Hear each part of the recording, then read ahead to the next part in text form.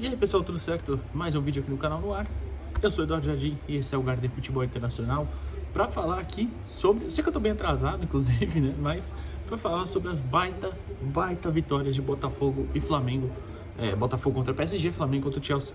Poderia falar aqui também dos bons jogos. Acho que do Palmeiras eu falei, eu fiz um geral aqui nos primeiros dias do Mundial e falei do Palmeiras, do bom empate contra o Porto, claro que já venceu até o Al-Ahly, né, o próprio Inter Miami já bateu o Porto, também poderia falar disso. O Flu fez um baita jogo contra o Borussia. O de ontem eu não assisti, né? Eu não estava em casa, não consegui assistir a vitória sobre o San Hyundai, né? Mas aparentemente foi o jogo mais maluco, assim, do que foi a estreia do Flu, né? Claro. No momento eu tô até assistindo Juventus e o Wydad Casablanca. 2-1 para a Juve, no momento que eu gravo, pelo menos, perto de ir pro intervalo. Mas, enfim, vamos falar sobre o Botafogo, que venceu o PSG, né, na segunda rodada do grupo. O Flamengo também, segunda rodada.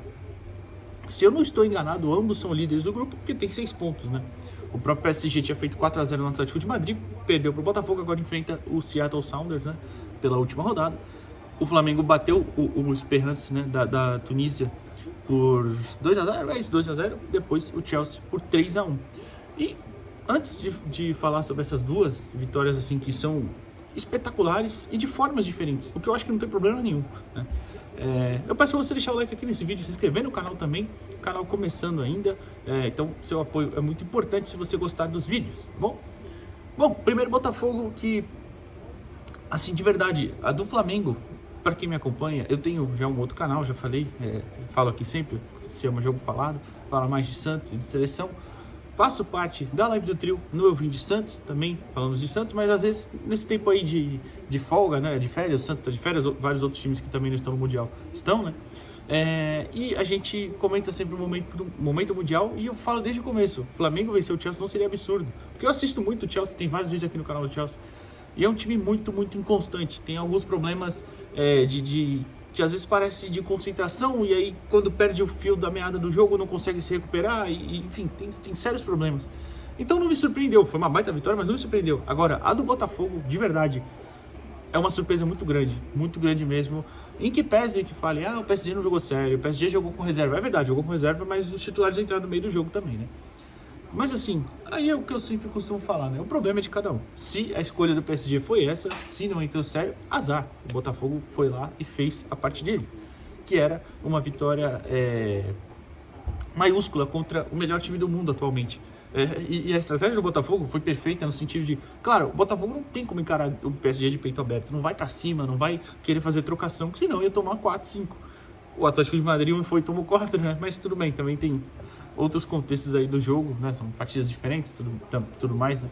A do PSG Atlético especificamente, né? Tava um calor de quase 40 graus, a sensação térmica era de 40 graus, né? Claro, isso atrapalha o andamento do jogo para as duas equipes, atrapalharia se fosse o Botafogo também, só tô falando porque era um contexto muito diferente ali entre dois clubes europeus, né? Mas o Botafogo fez o quê? Fechou o seu time, não fechou ficou na retranca, não foi isso. O PSG é muito agressivo, né? E claro, quando o time tem tantas alternativas igual tem o PSG, né? Você tem Doué de um lado, o Kvaratskhelia do outro, o Vitinha sendo esse cara que comanda o meio de campo, sendo o todo campista mesmo, né? E aí, claro, tiveram substituições, como eu falei, o Fábio Ruiz, por exemplo, que é um desses caras que ajuda a organizar e chegar muito ao ataque. O Fábio tem muita essa chegada na entrada da área, ele saiu do time do titular, né? Entrou no segundo tempo, claro. Você também sentiu muito falta, né? Quando o PSG não utiliza o Nuno desde o começo, né, no lado esquerdo, que é um dos melhores laterais esquerdos do mundo hoje, é extremamente agressivo, tem muita força, tem muita qualidade para infiltrar, e sendo a dobradinha com o Kvaratskhelia, com o Doué, o Barcola, que entrou no segundo tempo, às vezes joga para ali também, não interessa, ele tem muita capacidade, né? Então tem várias alternativas. O PSG pode largar o campo, pode jogar por dentro, pode ser agressivo no pé de pressão, igual é sempre, e sem o Dembélé até faz muita falta, isso é verdade, né? Jogou o Gonçalo. Mas mesmo assim tem muitas armas e o Botafogo conseguiu neutralizar. O Botafogo deu as laterais, né, para os jogadores do PSG tentarem construir por ali. No primeiro tempo, com o Alex Telles um pouquinho mais de dificuldade para marcar, porque o Alex é um cara mais ofensivo, né? no Cuiabano, quando entra no segundo tempo, já dificultou qualquer passagem por ali, né? Seja do Kvaratskhelia, do Doué, enfim, Kvaratskhelia que jogou mais pela esquerda primeiro, né? Deu um certo trabalho, né? Ele até, mas quando ele conseguia muitas fintas, levava para a perna esquerda, para a direita, cruzamento para a área, aí o Botafogo fechava. Aliás, inclusive, a baita partida do Jair, que é um zagueiro espetacular, eu que já falei, sou santista, acompanhei desde a base, sei da capacidade dele. Quando foi vendido, era óbvio que o Botafogo ia vender por muito, muito mais, porque é um menino extremamente talentoso. Tá aí, uma partidaça. E uma partidaça também do Barbosa, foi muito bem. Então, qualquer cruzamento, eles estavam cortando. Quando jogava por dentro, o Gonçalo foi engolido pelos dois, não conseguiu jogar. E dificultaram muito a infiltração também. Claro que não só os dois, aí passa muito por um grande trabalho do Gregório, um baita jogo do Alan. Marlon Freitas nem tanto, achei que foi um pouco abaixo dos outros, mas uma partidaça dos dois, principalmente, né, do Gregório e do Alan, que impediram essas infiltrações. E aí você tinha os pontas, né, barra laterais, o Hakimi também passando muito pela direita, né? Então, muita bola na área, o Botafogo conseguiu rebater, por dentro o Botafogo se fechava muito bem, né? E o Botafogo deu as laterais, como eu falei, mas por dentro ele estava muito fechado. Então era o bloco que a bola ia para a esquerda, o Botafogo inteiro para a esquerda muito bem fechado. A bola para a direita, o Botafogo também assim. As inversões que o PSG faz não adiantaram muito também.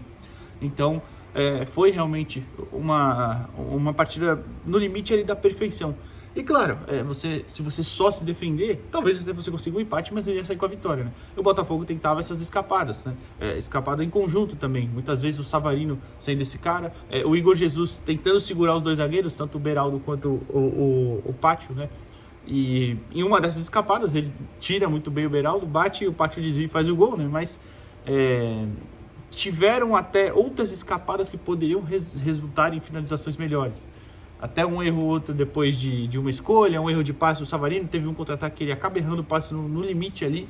Então, acontece, claro. Mas o Arthur não achei que fez um grande jogo, por exemplo. Teve uma bola também que ele perde um contra-ataque errando o passe. Então, dentro da proposta, foi uma partida perfeita do Botafogo. E, assim, tirando, claro, o John fez uma bela defesa no chute do Kvaratskhelia, teve um outro cruzamento com perigo, mas assim, nada que, nossa, foi um bombardeio. Não, foi dentro da proposta. O Botafogo defendeu muito bem. E o Luiz Henrique, que é um dos melhores treinadores do mundo, e é um cara que não tem problema em admitir mérito, ele fala, né? Foi a equipe que melhor nos defendeu durante o ano. Ele poderia muito bem falar, mas eu fui com reserva e tal, não sei o que. Não, foi lá e falou, realmente, foi a equipe que melhor nos defendeu no ano. E foi. Claro, um jogo, uma amostra, tudo bem, mas não interessa. Foi lá e fez. Então, um baita feito do Botafogo. Claro que infelizmente para o Botafoguense foi numa fase de grupos ainda, mas é muito importante para você pegar um caminho mais fácil, né? Claro, não tem jogo fácil nesse Mundial, mas um caminho mais tranquilo no mata-mata. E assim conseguiu. Já o Flamengo foi diferente. O Flamengo foi para um jogo mesmo mais aberto, foi tentar propor o jogo contra o Chelsea, ter a bola, ter um controle um pouquinho maior. E teve, né? Desde o começo teve. O gol sai uma falha do Wesley que nem achei tão falha, claro, é falha, porque ele rebate a bola no pulgar e depois não consegue dominar, mas assim, não foi nada, nossa, que é o grotesco, um erro que acontece assim, e dentro da partida acho que ele ainda fez um bom jogo depois disso. Então o Chelsea abre o placar, claro, e pra mim até, vou ser bem justo aqui, pra mim foi pênalti no Enzo, né, que o Gerson puxa ele pelos dois braços assim, por mais que tenha sido um puxão leve.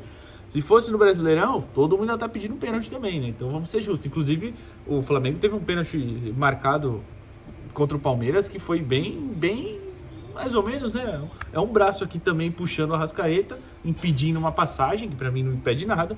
Mas, enfim, todos os flamenguistas acharam que foi pênalti, né? Então eu acho bem justo que esse aí tivesse sido marcado. Mas tudo bem. Mesmo com isso, o Flamengo foi muito melhor ao longo da partida inteira. Você tinha no Gerson uma escapada por um lado, o Luiz Araújo, que acho que fez uma estreia muito boa, talvez não tenha ido tão bem, mas e a coragem do Felipe Luiz também, né? A coragem do Felipe Luiz para mudar, opção técnica, tirar o Léo Ortiz, e tudo bem.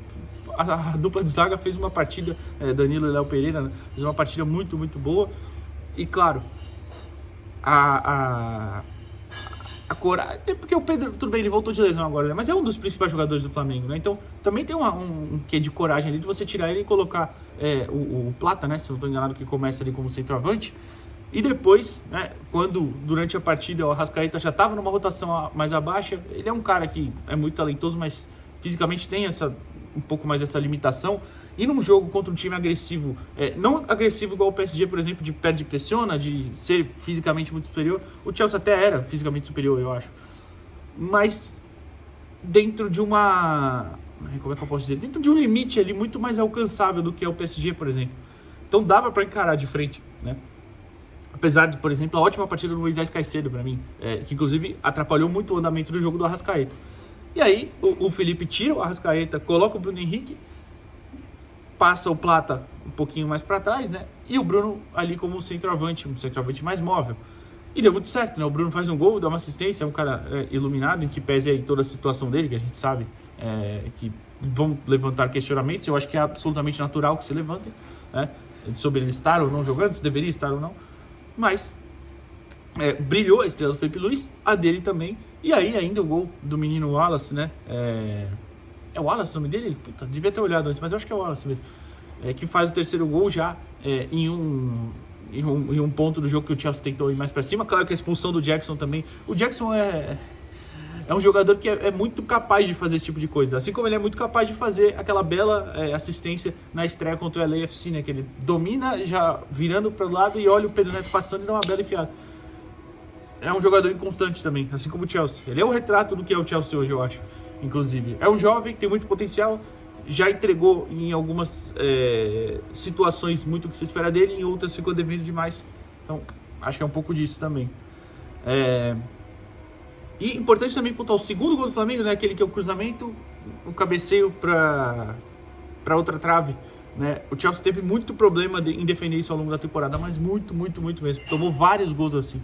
Então, muito bem estudado também pelo Felipe Luiz e a sua comissão técnica, claro, porque aquilo lá não foi do nada. Eu tenho certeza que foi planejado aquela jogada. Mas, enfim, vitórias gigantes dos dois brasileiros. Ainda vão ter mais jogos. O próprio Botafogo tem o Atlético de Madrid, confronto difícil também, né, brigando pela classificação, mas o Botafogo tem a vantagem hoje de ser o líder. Que o PSG, acho que todo mundo imagina que vai vencer o Seattle Sounders, né? Atlético e Botafogo venceram, imagino que o PSG também vá. Mas tem ali a sua grande vantagem de já ser um líder, um empate classificaria o Botafogo, por exemplo. E o Flamengo já está classificado, né, eu acho, ou não, mas assim, está muito bem encaminhado. Na última rodada pega o LAFC, né? O Chelsea pega o Esperance. Tanto o Chelsea quanto o LA tem 3 pontos. O Esperance tem 0, né? Não, o Esperance venceu, né? Eu tô viajando, o Esperance venceu. Bom, então ainda tem um mundo ali, né? Que o Flamengo, inclusive, pode passar em primeiro. Mas, enfim. O que você achou desses dois jogos em específico? O que você tem achado do Mundial? Deixa o like aqui nesse vídeo, se inscreve no canal e até a próxima, pessoal.